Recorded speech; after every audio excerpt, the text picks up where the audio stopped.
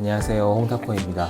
드디어 이제 수능이 끝났습니다. 고3 분들 모두 정말 수고하셨고 이제부터 진짜 바쁜 시간이 시작이 될 거라 정신없는 겨울을 보내시지 않을까. 어떤 결정을 하시건 여러분들이 후회 없는 결정을 하셨으면 좋겠어서 먼저 이렇게 말씀을 드리게 됐습니다. 늘 응원하겠습니다. 그러니까 이제 고3 형, 누나, 언니, 오빠들은 이제 마무리를 위해서 달려가고 있는 상태고, 비슷하게 이제 고등학교에서 대학교 올라가듯이 초등학교에서 이제 중학교로 올라가거나 이제 중학교에서 고등학생이 되거나 이제 이런 학생들이 아마 많은 걸로 알고 있습니다. 그리고 고민도 많이 하고 있을 거예요. 갑자기 달라지게 되는 거니까요. 그래서 제가 그동안은 선행학습에 대한 콘텐츠는 몇 가지를 다뤘고 공부하는 방법에 대해서 제가 좀 말씀을 드리긴 했지만은 수학 관련된 이야기는 제가 사실 솔직히 많이 말씀을 못 드렸던 것 같아요. 왜냐하면 세상에는 수학을 잘 가르치시는 분들이 정말 많기 때문에 그래요. 1타 강사분들이 계시고 저는 거의 100타, 200타, 300타 이렇게 내려가지 않을까 싶은데 제가 그래가지고 말씀드리기가 정말 부끄러워요. 혹시라도 제 이야기라도 필요하신 분이 계실까봐 한번 영상을 찍게 됐습니다. 그리고 제가 교습소에서 지금 가르치고 있을 때 이렇게 방식을 쓰기도 하고요. 또 제가 학원 강사 시절에도 그때 제가 항상 아이들한테 얘기해줬을 때 아이들의 커리큘럼을 짰을 때 이 방식을 썼기 때문에 여러분들에게 한번 이 이야기를 전달해 드려 보려고 합니다. 그러면 한번 시작을 해볼 텐데요. 자, 첫 번째 이야기입니다. 첫 번째예요.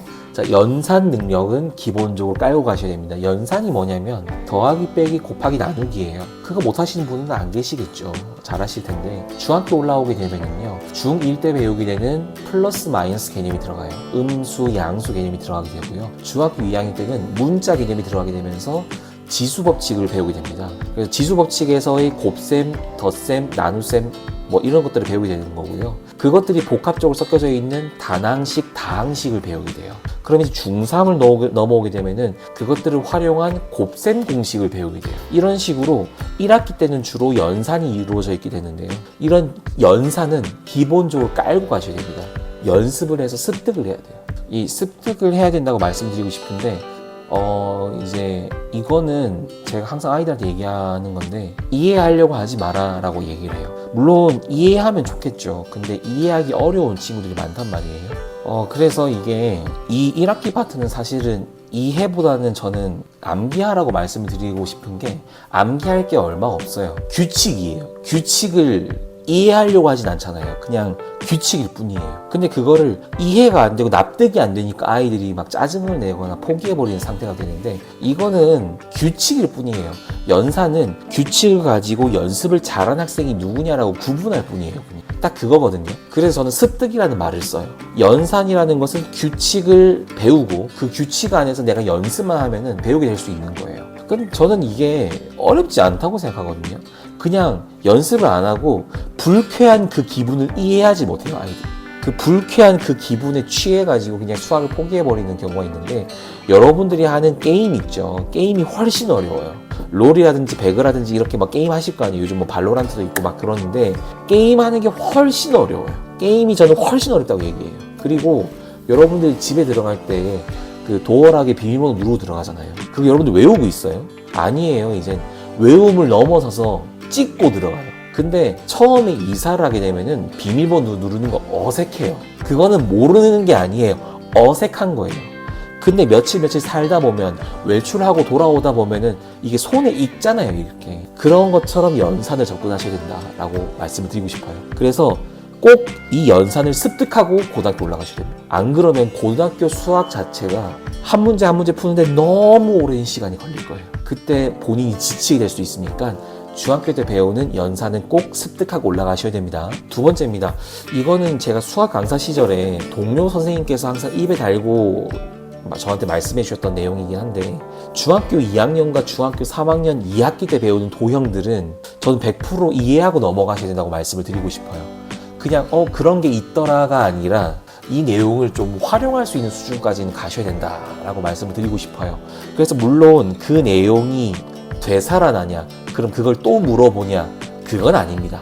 근데 그때의 그 성질을 이용해서 섞인 문제가 나오기 시작을 해요. 그래가지고 좀 설명을 드리기가 참 어려운데, 아까 앞서 말씀드렸던 연산은 습득이라고 말씀드렸는데요. 도형은 습득이라기보다는 좀 이해예요, 이해. 이등변 삼각형이라는 게 있어요. 이등변 삼각형의 성질이 뭐냐면 두 밑각의 크기가 같은 거거든요. 근데 두 밑각의 크기가 같은 거를 물어보는 건데, 두 밑각의 크기가 같은 상황을 보여줍니다. 그러니까 이등변 삼각형이 안 나와요, 문제에서는. 이등변 삼각형이 안 나오고 두 밑각이 같다라는 상황들을 줍니다. 그러면서 이등변 삼각형을 떠올려봐라, 이런 문제들이 나오기 시작을 해요. 이게 이해가 되면은 당연히 이등변 삼각형을 떠올릴 수가 있겠죠. 근데 그게 아니라 내 눈에는 사각형밖에 안 보이는데 내 눈에는 오각형밖에 안 보이는데, 이렇게 되는 거예요. 사각형, 오각형 이런 것들이 나오지만은 결국은 삼각형을 물어보는 문제거든요. 그 삼각형 중에서도 이등변 삼각형을 떠올려야 하는 문제들이 나온다는 말이죠. 이런 식으로 점점 도형의 활용도가 높아지게 되는데, 중학교 때 도형을 그냥 암기식으로 끝내신 분들이라고 하면은 꼭 도형을 이해하고 넘어가셔야 된다는 점 말씀을 드리는 거예요. 그리고 이건 세 번째인데, 몇몇 학생들 중에서 절대값을 정말 이해를 못하고 올라오시는 분들이 있어요. 절대값. 이 절대값이라고 하는 거는요, 어떤 학생들 중에서는 이런 학교도 있어요. 저는 그런 학교도 되게 좀 싫어하는데, 절대값을 어려워하는 학생들이 많다 보니까, 특히 지방이 좀 그렇거든요. 절대값을 이해 못하는 학생들이 좀 많다 보니까 그 절대값에 대한 내용을 시험에 안 내는 학교도 있어요. 정규 과정임에도 불구하고 약간 통과해서 약간 좀 이제 수행평가로 빼버리는지 해가지고 공부를 좀 덜 하게끔 만들어가지고 이 절대값을 100% 이해 못하고 고등학교를 올려보내는 학교들이 있는데, 이 학생들이 진짜 고등학교 가서 절대값 관련된 문제가 나오기 시작하면 짜증이 나기 시작합니다. 이 절대값이라는 게 단순히 숫자의 절대값만 물어보는 건 아니에요. 뭐 플러스냐 마이너스냐 그걸 물어보는 게 아니라, 이게 나중에는 함수로 넘어가게 되면은 함수의 절대값의 함수, 이걸 배우게 된단 말이죠. 이때 절대값 개념이 너무 어렵게 아이들한테 다가와요. 그래서 저는 절대값에 익숙해지라라는 말씀을 좀 드리고 싶은 거예요. 그래서 절대값이라는 개념이 나오기 시작을 했다라고 하시면은 놓치지 마시라. 저는 이렇게 세 가지만 말씀을 드릴 수 있을 것 같아요. 중학교 때 기본을 많이 놓치셨다라고 하시면은 이번 겨울방학 때 이 세 가지를 중점으로 연습을 하시면 되겠다. 그래서 연산 연습을 좀 많이 하시고, 도형 파트의 경우에는 완전 100% 이해할 수 있게끔 노력을 좀 해보시면 좋을 것 같고요. 혹여 이 영상을 보는 중학교 1학년, 중학교 2학년 학생들이라고 하면은 여러분들 지금 2학기 시험 아직 남아있잖아요.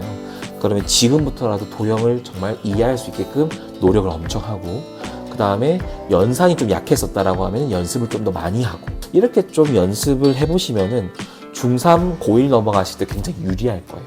그래서 이렇게 참고하셔가지고 공부를 좀 해보셨으면 좋겠다라고 말씀을 드릴 수 있을 것 같아요. 지금 제가 말씀드렸던 중학교 기초 과정은 좀 까놓고 이야기를 해서 고등학교 내신이랑 막 연관이 없다. 그것도 조금 공감은 됩니다. 그 학교에서 시키는 것만 하면 되지 않냐. 공감은 됩니다. 근데 고2, 고3 넘어가시게 되면은 어쩔 수 없이 사고력을 요구해요. 어쩔 수 없이 사고력을 요구하고, 기본 이상의 사고력을 가지고 문제를 풀 수 있게끔 세팅이 되어 있단 말이죠. 기본, 내신이라고 할지라도. 특성화고등학교는 솔직히 잘 모르겠습니다. 특성화고등학교는 정말 기본적인 문제만 내서 몇몇 정말 전국적으로 5손가락 안에 들어가는 학교들을 제외하고는 특성화고의 수학은 너무 쉽다라는 느낌이 들긴 합니다. 선행학습이 필요 없을 정도로 쉬웠다는 느낌인데, 근데 일반고를 생각하시는 분들이라고 하면은 다양하게 준비하는 게 훨씬 이득이시겠죠. 이번 겨울방학, 물론 2학기 동안 열심히 고생을 했으니까 겨울방학엔 놀아야죠 선생님이라 하실 수 있는데, 방학은 노는 게 아니에요. 놀기 위해서 방학을 주는 게 아니에요.